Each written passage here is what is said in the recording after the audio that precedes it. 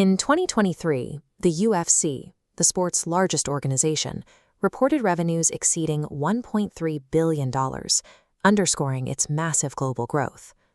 In academic terms, violence is defined as the deliberate use of physical force with the potential to cause harm. Traditional service marketing theory historically assumes consumers prefer pleasurable, risk-averse experiences. This creates a paradox.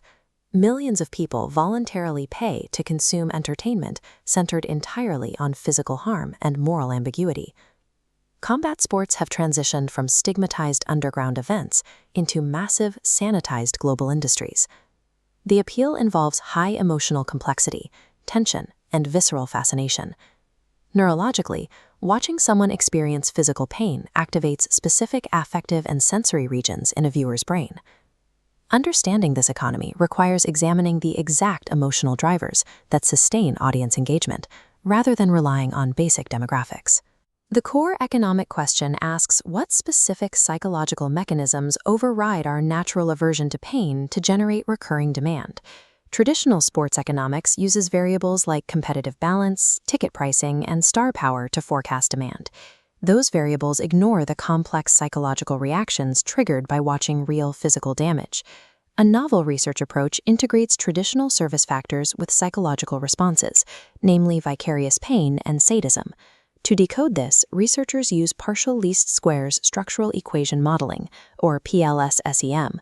PLS-SEM is a statistical technique used to estimate complex cause and effect relationships between multiple variables.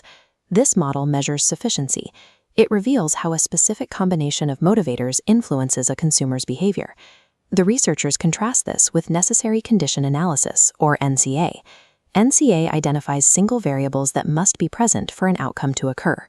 It acts as a filter for absolute necessity, pinpointing exact conditions without which consumer behavior cannot happen.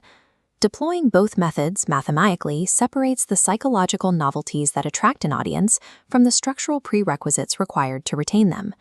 This chart displays the structural equation model for mixed martial arts viewership, focusing on the 4 formative indicators that make up core service quality. In non-combat sports, outcome uncertainty drives viewership, but here it has a low beta weight of 0.197. A beta weight is a standardized statistical value showing the strength of a variable's effect on an outcome. In MMA, outcome uncertainty is the weakest contributing factor to perceived service quality. The 2 strongest drivers of service quality are excitement and violence, with significantly higher beta weights of 0.444 and 0.456. MMA presents conflict directly to its audience. The visceral, physical intensity of the violence completely replaces the viewer's traditional need for unpredictable suspense. Athletic performance serves as a supporting pillar, ensuring the violence is perceived as a sport rather than random brutality.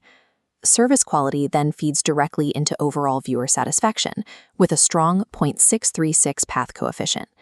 This creates an indirect path where service quality ultimately dictates future intentions to watch again.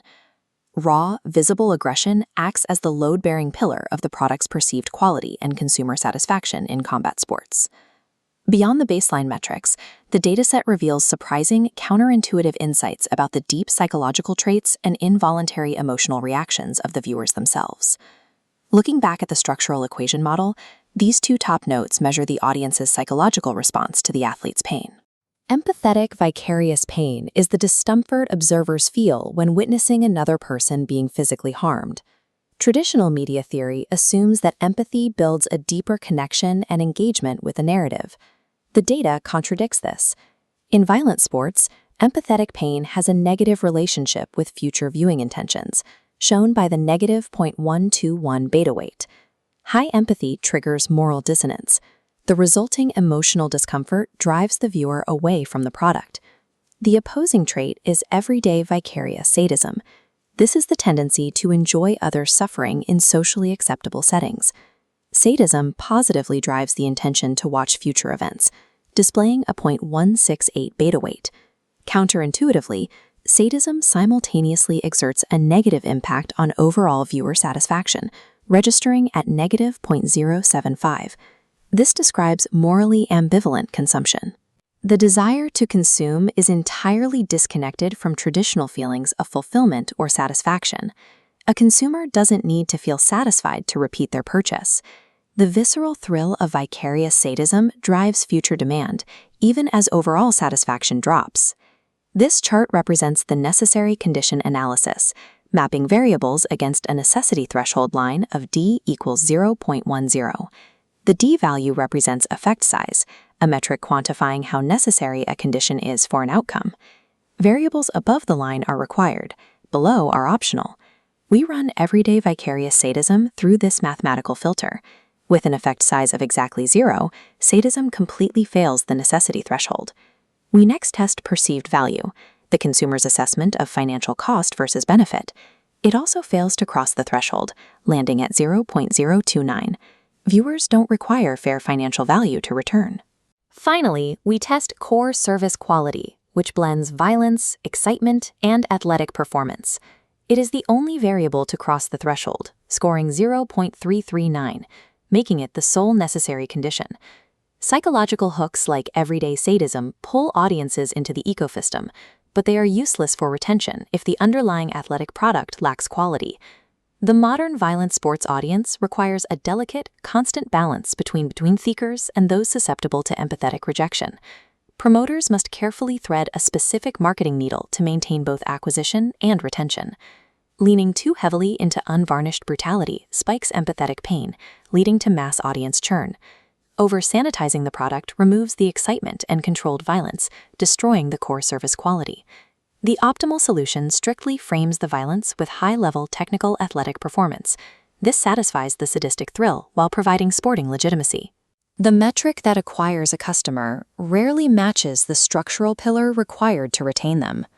Optimizing strictly for the psychological hook destroys the economic engine.